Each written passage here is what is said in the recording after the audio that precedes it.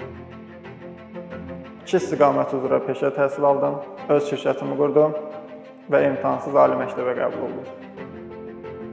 Kiçik yaşlarımdan elektronika sahəsinə daha çox marağım olduğundan 11-ci sinifi artıq bitirdikdən sonra Sənaye və İnnovasiyalar üzrə Bakı Dövlət Peşə Təhsil Mərkəzinə sənədlərimi təqdim edərək qəbul oldum.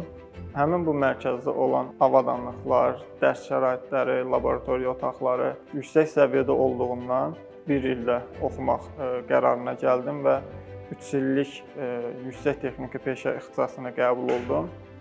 Həmin bu yüksək texniki peşə dövründə kurslar bitirdim, yarışlara qatıldım. Bu mənim üçün çox uğurlu bir hadisə oldu.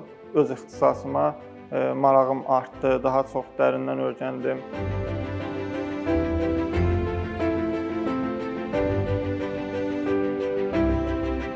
İkinci semestrimdə artıq öz şirkətimi qurdum. Öz şirkətimdə artıq mən məişət avadanlıqlarının təmiri, avtomobil beyinlərinin təmiri, skuter beyinləri falan təmirinə başladım.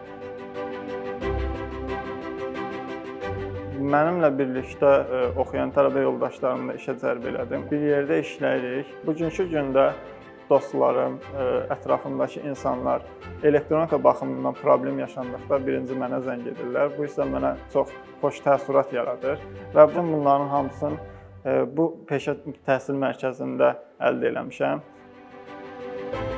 İki peşə təhsili aldıqdan sonra artıq yüksək texniki peşə ixtisasımla Memarlıq İnşaat Universitetinə imtahansız qəbul oldum.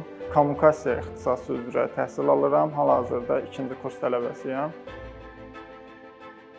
Digər tələbə yoldaşlarımla mənim aramdakı olan fərq bundadır ki, bu peşəni peşə mərkəzində öyrəndiyim üçün imtahanlarda, dərs materiallarda daha asan gəldiyindən daha yaxşı öyrənmə qabiliyyətinə malik oluram.